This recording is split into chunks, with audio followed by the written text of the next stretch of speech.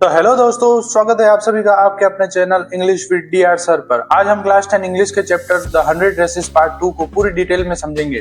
Part 1 में हमने देखा था वांडा पेट्रोन्स की क्या मजाक बनाया गया, उसकी 100 ड्रेसेस वाली ड्राइंग कंपटीशन में वो जीत गई थी और वह स्कूल छोड़कर चली गई थी।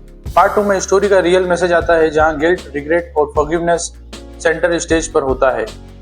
ड्राइंग कंपटीशन के बाद पेगी और मैडी दोनों का बिहेवियर चेंज हो जाता है। अब उन्हें वांडा पर हंसी नहीं आती, बल्कि अब उन्हें अफसोस होता है।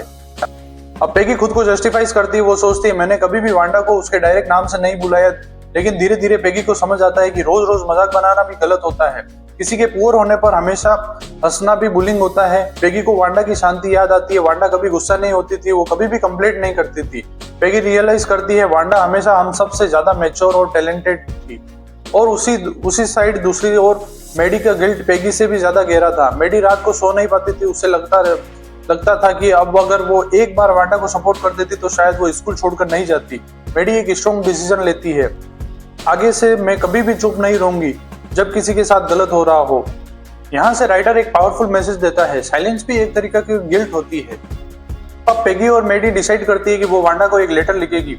लेटर में वो लिखते हैं कि वांडा को कांग्रेचुलेशन करती है, अपनी गलती इनडायरेक्टली एक्सेप्ट करती है और उसकी ड्राइंग की तारीफ करती है। वो लेटर के साथ वांडा को कुछ ड्रेसेस के ड्राइंग भी भेजती है। उन्हें लगता है कि शायद इससे वांडा को थोड़ा अच्छा लगे। कुछ दिन बाद स्कूल में वांडा का रिप्लाई आता है। लेटर में वांडा लिखती है उसे पेगी और मैडी का लेटर बहुत पसंद आया, उसने अपनी ड्राइंग स्कूल के स्टूडेंट को दे दी है। सबसे इम्पोर्टेंट बात यह थी कि वांडा स्पेसिफिकली लिखती है कि पेगी उन ड्रेसेस को रख सकती है। इसका मतलब जिस लड़की ने उसको सबसे ज्यादा मजाक उड़ाया उसको वांडा ने अपने बेस्ट गिफ्ट दिया। ये रिवेंज नहीं है, ये फॉरगिवनेस है। अब पेगी और मैडी दोनों को समझ आ जाता है वांडा सिर्फ टैलेंटेड नहीं थी, वो दिल की भी बहुत अच्छी थी। मैडी को लगता है लाइफ में स्ट्रॉन्ग वही होता है जो माफ कर सके। तो ये चैप्टर हाईलाइट करता है guilt, kindness and the importance of standing against injustice. तो स्टूडेंट्स, यहाँ पर द 100 ड्रेसेस पार्ट 2 का एंड होता है और इस चैप्टर से हमें ये सीखने को मिलता है कि बुलिंग कभी भी फन नहीं होती, साइलेंस भी गिल्ट होता है, इमेजिनेशन और काइंडनेस सबसे बड़ी स्ट्रेंथ होती है।